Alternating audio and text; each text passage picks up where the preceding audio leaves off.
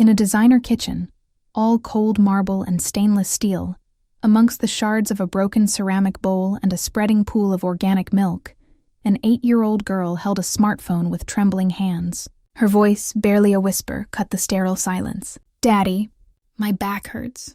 Across the country, in a high-rise boardroom in San Francisco, a rich, powerful, and perpetually occupied man felt the first hairline crack in his armored life. A terrifying, unfamiliar pang that money couldn't fix what he was actively breaking. And when he finally flew home, what he saw on the security camera footage didn't just break his heart. It shattered his reality and changed his life forever.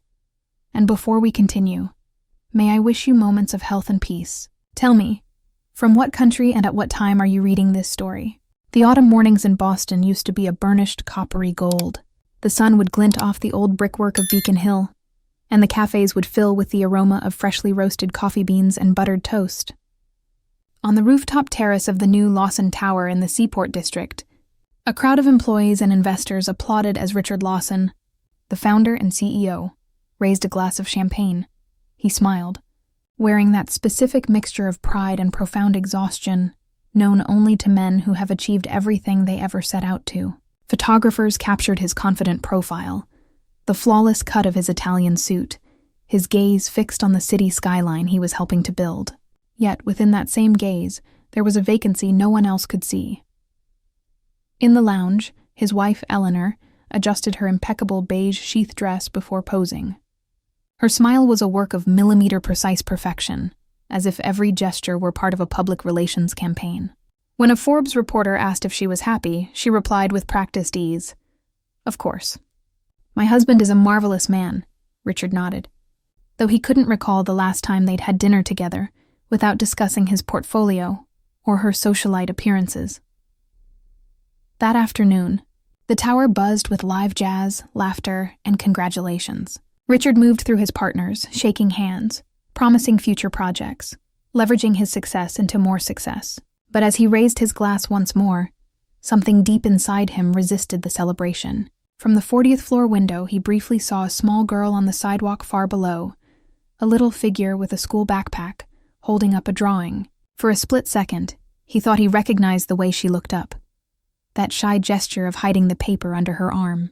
He blinked, and the mirage was gone. That night, silence returned to his house. In the sprawling modern mansion in Weston, just outside the city, everything was perfectly curated. The smart lights were dimmed to a warm glow. The vast marble kitchen was spotless. The formal dining table set for 4, though it was never used. Eleanor had not come home. She was attending a fundraising gala at the Museum of Fine Arts. All that remained were the distant, hushed voices of the children. Ava, his 8-year-old daughter, was trying to get her younger brother Leo to finish his soup, delivered by a high-end service. "Come on, Leo, you have to eat. Mom will be upset if you don't," she said, her voice laced with an unchildlike patience. Afterward, she cleared their plates, took them to the kitchen, and climbed onto a stool to rinse them in the oversized sink. She went to her room and pulled a gray cashmere blazer from her closet. It was her father's. She clutched it to her chest and lay down, as if it were a shield. Meanwhile, Richard arrived late, the bone-deep weariness of a cross-country flight clinging to his shoulders. He let himself in without making a sound. He saw the dimmed lights and the digital clock on the oven flashing 11:47 p.m. In the grand, echoing foyer, he found the drawing Ava had accidentally dropped. 3 stick figures under a poorly drawn rain cloud, holding hands. In the center, a tall man in a suit. Above them, in a child's wobbly script, were the words, "Daddy and me together again." Richard paused for a single heavy beat. He swallowed, the knot in his throat unfamiliar.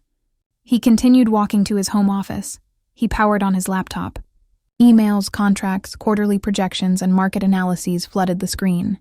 But every word, every number, blurred with the image of that drawing, with its haphazard colors and that simple, devastating sentence. He poured himself a glass of expensive scotch, holding it up to the light for a moment. Without knowing why, an immense weight settled on his chest. Outside, the rain began to lash against the floor-to-ceiling windows. Somewhere in the quiet house, a phone vibrated on a nightstand. It was a text from Ava sent hours ago. "I love you, Daddy." Richard saw the notification pop up on his own phone. He stared at it, unmoving. He set his phone face down on the desk and continued to type. The letters on his screen blurred. His hand, holding the glass, trembled. On the dark monitor of his secondary display, his own reflection stared back with an expression he didn't recognize. It was the same haunted look of the girl he thought he'd seen outside the tower. As the rain hammered the glass, the man who had everything, money, power, success, felt for the first time that he was missing something essential. And in the bedroom upstairs, a little girl slept clutching her father's jacket, dreaming of a home where he returned in time for dinner. The gray afternoon light faded over Boston. The city lights flickered on, one by one, as if the city were just waking up as others began to tire. Richard sat in his corner office on the 50th floor, surrounded by architectural blueprints and a blinking phone console indicating calls on hold. In front of him, a Bloomberg terminal screen glowed with numbers, demanding more hours of his life, more of his attention, more of what he had already given. He rubbed his temples, exhausted. He sometimes wondered if there was a point of no return between success and solitude. His phone vibrated on the polished desk. At first he didn't notice. Then, between the flood of emails, a text message appeared in a familiar bubble. It was from Ava. "Daddy, my back hurts." For a moment, he processed it as just another childish complaint, a bid for his attention while he was busy conquering the world. He smiled wearily and typed a quick reply. "Rest up, sweetie. Daddy will call you tomorrow. Big meeting." He returned to his documents, to the mechanical hum of the building's advanced air filtration, to the soft click of his Mont Blanc pen on glass. But something in his chest remained suspended, an unease he couldn't name or dismiss. Meanwhile, in the vast, empty house in Weston, Eleanor had not returned from her spa weekend in Miami, and the nanny had called out sick. Ava, with a sigh of grim responsibility, was trying to make dinner for her little brother. On the kitchen's heated stone floor, Leo was driving a small toy truck, making vroom noises. "Don't touch the stove, Leo, it's hot," she warned. Her small face scrunched in concentration as she tried to stir a pot of water for mac and cheese. The pot was heavy, filled with water, and the stainless steel handle was slippery. As she tried to lift it to carry it to the sink, a sharp electric pain shot through her lower back. Her vision blurred. The pot slipped from her grasp. A tidal wave of scalding water hit the floor. The ceramic bowl she'd been using for the cheese powder shattered, and then, for a second, there was only silence. Hours later, Ms. Evans, Ava's third-grade teacher, was insistently calling Richard's private line, bypassing his secretary. "Mr. Lawson, I'm so sorry to bother you at work, but there was an incident. Your daughter, Ava, fainted in gym class this afternoon. She was taken to the hospital." Richard shot up from his chair. The glass of water on his desk toppled, soaking a stack of contracts. "What did you say? Where is she?" "Newton Wellesley Hospital. She's stable, but—" He didn't hear the rest. He grabbed his keys and ran from the office, jacketless, shouting at his assistant to cancel everything. The journey to the hospital was a tunnel of red taillights and blurred headlights. The wipers on his Tesla couldn't keep up with the curtain of freezing rain. He drove on the shoulder of the Mass Pike for over 2 miles, heedless of the horns and shouts, his heart hammering against his ribs. He gripped the wheel, his knuckles white, his mind replaying a single, looping soundtrack. "Daddy, my back hurts. Daddy, my back hurts." When he finally burst through the emergency room doors, the clock read 10:17 p.m. He was soaked, his dress shirt plastered to his skin. A triage nurse recognized his frantic energy. "Family of Ava Lawson? Yes. I'm her father." The nurse pointed to a room at the end of the hall. "She's in room 3. Inside, the room was dim. Ava was asleep, an IV tube snaking into her small arm, her skin as pale as the sheets. Beside her on the pillow was her worn-out teddy bear and the drawing she always carried in her backpack. Richard approached slowly, trembling. He awkwardly, clumsily stroked her forehead. "I'm here, baby," he whispered. But the little girl didn't stir. In a corner chair, little Leo had fallen asleep, his head resting on the armrest. Richard gently tucked a blanket around him and just stood there, staring at his 2 children. His heart felt heavier than any building he had ever constructed. "Where is her mother?" He asked the nurse who came in to check the IV drip. "She hasn't arrived yet, sir. We called, but she said she was out of state." He nodded, numb. He stepped out into the hallway and leaned against the wall, covering his face with his hands. Outside, the sound of the rain was relentless. For years, he had managed companies, projects, entire city blocks. And yet, he had failed to sustain the simplest, most fundamental thing. At that moment, his phone vibrated. It was a voicemail he had missed in his panic. He pressed play. It was Ava's voice, small, weak, and trembling. "Daddy, my back hurts a lot. But don't worry, I'm taking care of Leo. Don't be sad if you're late. It's okay." Richard pressed the phone against his chest, his shoulders shaking. For the first time in his adult life, he didn't try to stop the tears. The rain continued to fall, and somewhere between the sound of the water and the echo of his own hollow footsteps, he understood that this simple, innocent, pain-filled phrase was the price of his absence. The rain was still falling over Weston when Richard returned home with the sleeping children. The doctor had been kind but firm. "It's exhaustion and a severe muscle strain. She'll be fine with rest." "But Mr. Lawson," he had added, his eyes holding Richard's, "an 8-year-old. She shouldn't be under this much stress. She shouldn't be lifting loads like that." Richard had nodded, the words landing like invisible blows. She shouldn't be carrying so much weight. That night, the silence in the house was heavier and more suffocating than ever. He tucked the children into their beds, moving Leo into Ava's room so they could be together, and went downstairs. The smart lights flickered, sensing his movement. On the kitchen counter, remnants of the morning's breakfast, a half-eaten cereal bar, a juice box, were still there. He sat in his dark home office and opened the tablet that controlled the home's security system. It was a habit, a way to ensure his property was secure, but something compelled him to check the interior cameras. He navigated to the kitchen feed from the previous day, and he watched. The recording showed Ava, tiny and determined, entering the kitchen. She carefully turned on the stove. She filled a large, heavy pot with water, dragging it from the sink. He watched her struggle, her small arms shaking. He saw Leo playing nearby. He saw her, balancing her desire to be careful with the fatigue that was clearly settling on her small frame. Then he saw the moment. The lift. The way she arched her back. The effort twisting her small body. He saw her face contort in pain. He saw the pot fall, the water exploding across the floor. He saw her cry out and fall, clutching her back. He saw little Leo run to her, terrified.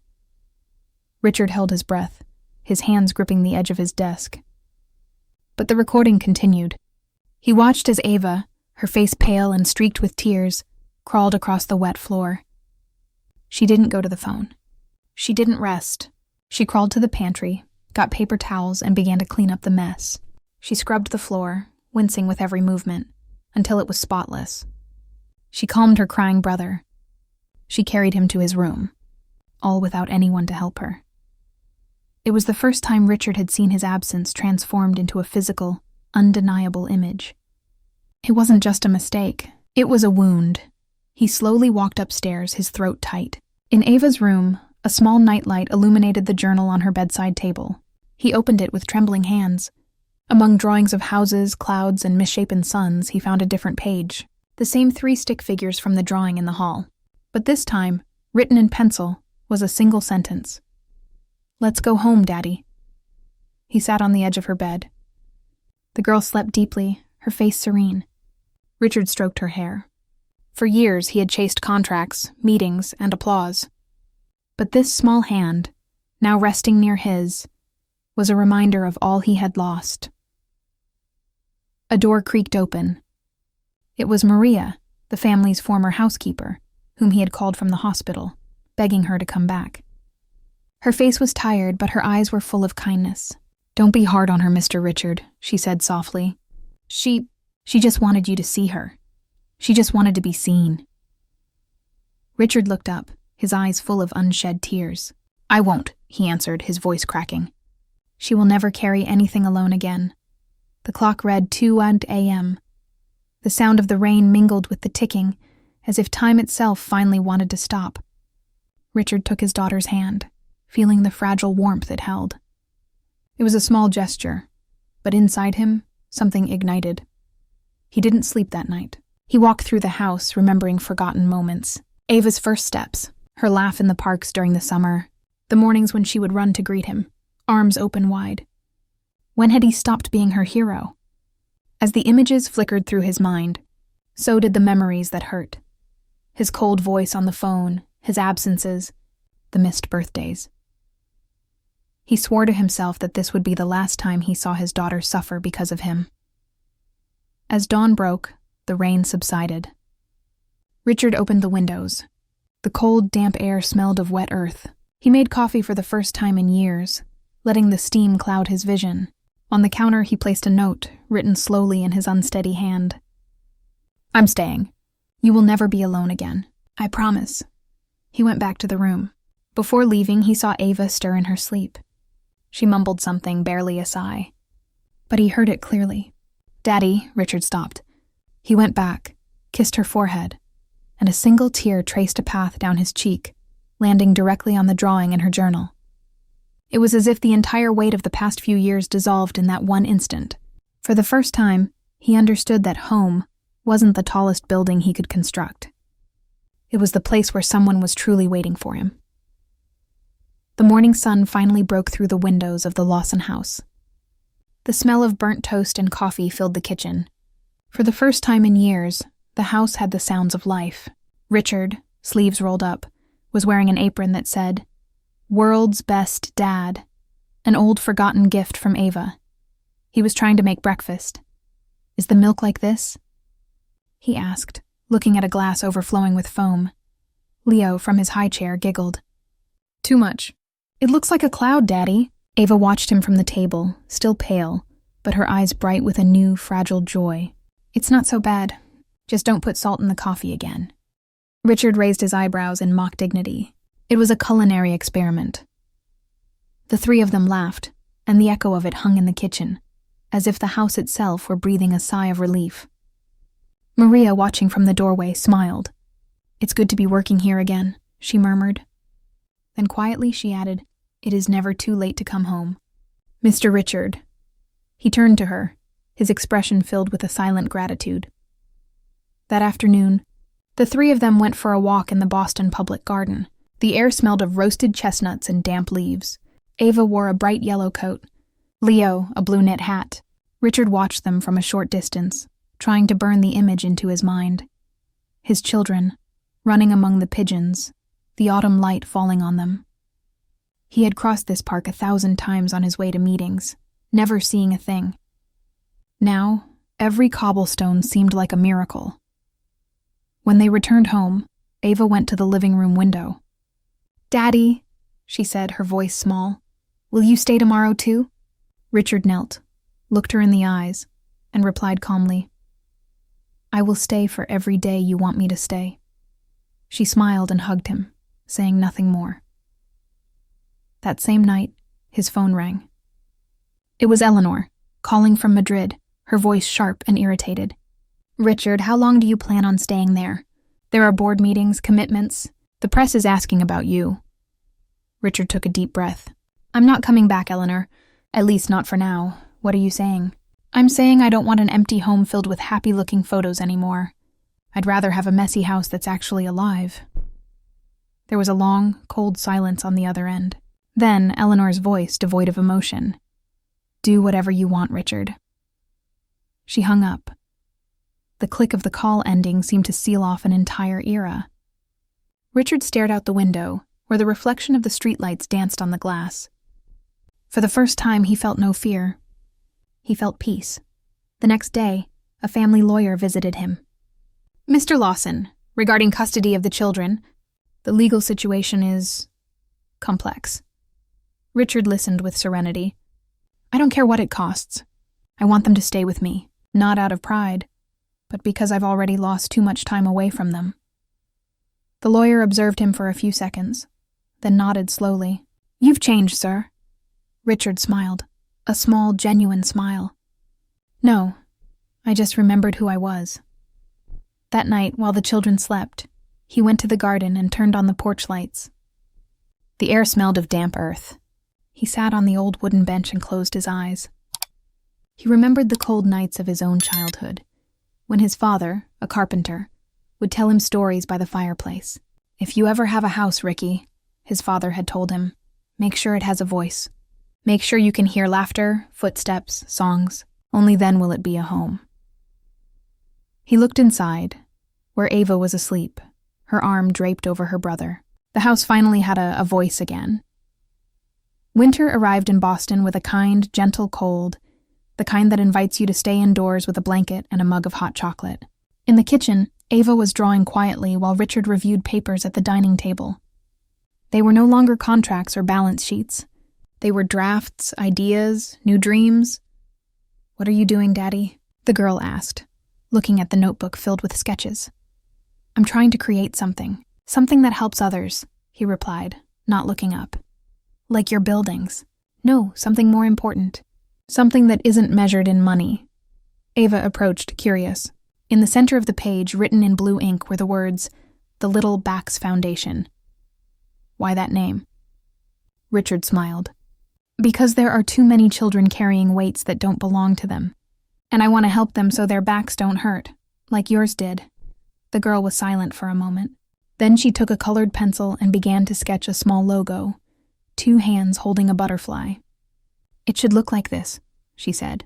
"A butterfly?" "Yes, because when you put the weight down, you can fly." Richard looked at her, his heart swelling. In that simple sentence, his daughter had summarized everything he had learned over the past few months. He pulled her close and hugged her. "You're right, my love. That's exactly what it will be." With the help of Ms. Evans and a few old friends, Richard began to organize the project. He sold a large portion of his shares in his company, liquidating assets to gain freedom. His meetings were no longer in glass towers, but in neighborhood coffee shops, where the aroma of coffee mixed with sincere laughter. Maria baked cookies for the volunteers, and Leo painted butterflies on the walls of the small storefront that would serve as their headquarters. The first day, the sign with the name, "The Little Bax Foundation," was hung above the door. Ava was there, holding a small bouquet of flowers. "It's beautiful," she said. "It's yours too," her father replied. During the opening, Richard spoke in front of a small group of neighbors and local reporters. His hands trembled, but his voice was firm. "For years I believed that success was about building more and more," he said, "until I understood that the most valuable thing isn't what we build with money, but what we rebuild with love. My daughter taught me that." There was a brief silence, followed by sincere, warm applause. Ava watched him with pride. Ms. Evans approached and handed him an envelope. "A small token from all of us," she explained. Inside was a simple bracelet with a single engraved word: "Return." Richard held it in his fingers and whispered, "Yes, we return." Over time, the foundation began to grow. They helped children from broken homes, single mothers, kids who needed scholarships or emotional support. Every story was a mirror where Richard saw his own past reflected. Sometimes, at the end of the day, he would sit by the office window, looking at the illuminated city. He no longer felt the weight of silence or the vertigo of loneliness. He felt purpose. One afternoon, Ava ran in with a luminous smile. "Daddy, look what I wrote for the mural!" On a piece of poster board, she had drawn a group of children laughing under the rain. Above them, a sentence: "Daddy, my back doesn't hurt anymore." Richard read it slowly, and something inside him broke, but not from pain, from gratitude. He hugged her tightly, letting his heart beat in rhythm with hers. That night, as he locked up the foundation, he walked down the wet street. The holiday lights twinkled on the balconies, and a children's choir was singing in the nearby square.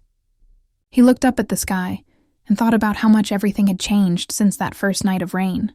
He was no longer the man who had everything. He was the man who finally understood everything. 15 years later, the rain returned to Boston, but this time it didn't bring sadness. It brought gratitude. On the main street, the cobblestones shone under the water, and the lights from the balconies reflected golden tones. In front of the new permanent building for the Little Bax Foundation, a crowd gathered with colorful umbrellas. Inside, the air smelled of flowers and hope. Richard, now with completely gray hair, adjusted the knot of his tie in a mirror. He was not the man he used to be. His gaze had changed. It was serene and deep, as if life had finally taught him how to look without rushing. In a corner, Leo, now a young man of 19, was checking the final details of the stage. "Everything is ready, Dad. The lights, the video, the chairs. And Ava's mural looks perfect." Richard nodded. "Thank you, son. Today is a big day." When the doors opened, dozens of children, mothers, teachers, and neighbors poured in. The murmur of voices filled with laughter. At the back of the room, a piano began to play softly. On the main wall, the mural depicted a rainbow rising from two small hands. A moment later, Ava appeared. She was wearing a simple, crisp white coat, a stethoscope around her neck. An ID badge was clipped to her pocket. Dr. Ava Lawson, MD, pediatrician. Richard watched her from the side of the stage, a knot forming in his throat. It wasn't just pride, it was something deeper, the astonishment of someone who has been forgiven by life. She stepped up to the microphone and looked at the audience with the same calmness her father had learned years ago. "A long time ago," she said, her voice clear and strong. "I thought my back hurt because I was carrying heavy things. But I eventually understood that the pain didn't come from books or backpacks. It came from absence, from not having someone say, 'I'm here, honey. I've got you.'" She paused, and her voice trembled with tenderness. "Today that pain is gone, because that father who was lost for a while found his way back." Applause filled the room. Richard covered his face for a few seconds, overwhelmed. When he looked up, Ava was walking down from the stage, directly toward him. She hugged him tightly. "My back doesn't hurt anymore, Dad." He kissed her forehead, his eyes brimming with tears. "Then," he whispered, "my whole life has been worth it." The children's choir began to sing a soft melody. In the back, Maria, now elderly, clapped alongside Ms. Evans, the teacher who had made the call that changed everything. The two women looked at each other, complicit, knowing that this man had kept his promise. After the ceremony, Richard stepped out into the center's garden. The water was still falling, but it was no longer a storm. It was a fine, quiet, almost luminous rain. Ava and Leo joined him. "You know, Dad," Leo said, looking up at the sky, "I always thought that rain followed us wherever we went." Richard smiled. "Maybe it did. But now it doesn't soak us. It just cleanses."